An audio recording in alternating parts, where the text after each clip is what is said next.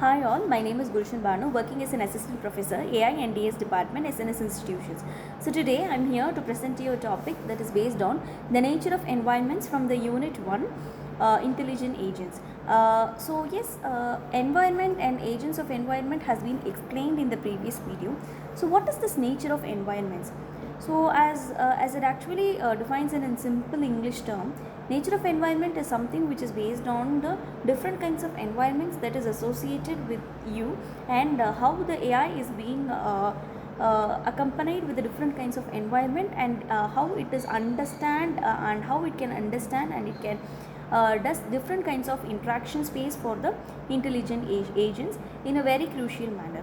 Now this environment significantly impacts AI design, its complexity, its performance, making it fundamental for developing robust and adaptable of the AI systems. So this nature of environments is something which has different kinds of properties, like it is based on different environments, it is based on different kinds of softwares that is evolved with it. Now why this AI environment matters for this is nothing but it actually defines the different kinds of the climates, the resource availability, the energy consumption, the ethical clusters, etc. Now, the next thing is, what are the key dimensions of an AI environment? The key dimensions of an AI environment is the observability, determinism, dynamicity, and the continuity. Now, we will see what are all the different types and what are all the different properties of this nature of environments.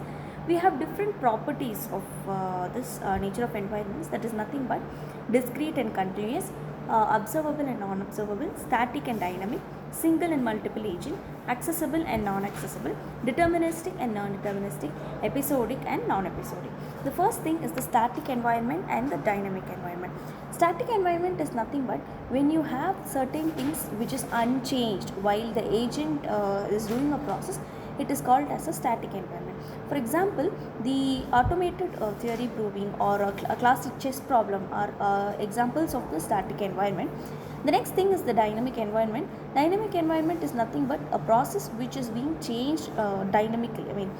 Very often is called as a dynamic environment. Example, it could be a self-driving car or a stock trading bonds, etc.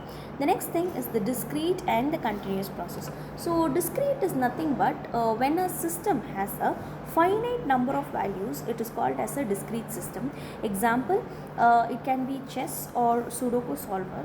The uses and the benefits of it is actually it is a very simplified modeling process, and it is also used for algorithm design. The next thing is the continuous process.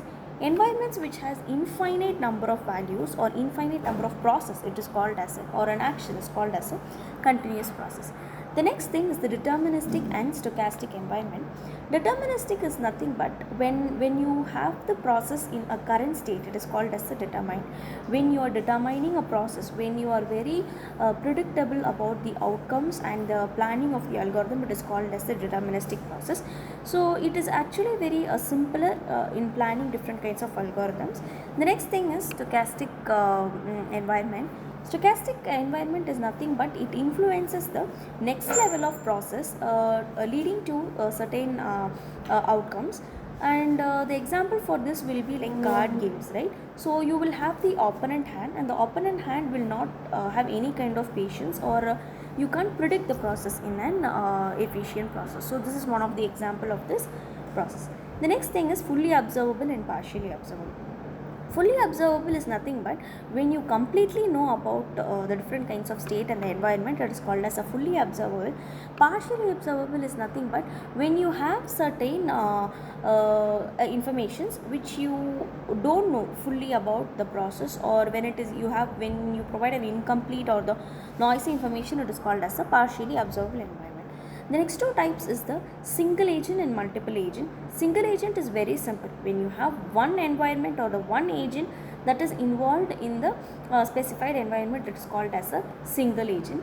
The multiple agent is nothing but when you have different kinds of agents associated in a specified environment, it is called as the multi-agent. And the multi-agent is actually interactive, and it actually potentially cooperates in different kinds of the process. Now we have these are certain components of the nature of environments, and these are different kinds of properties. So understanding about the nature of environments, you have to get to know about the environment dimension, the functionality, the foundation, each and every specific algorithm, their approaches, their ways. Only then you can solve the problems in an efficient way. So these are the basic components of the problems of the nature of environments.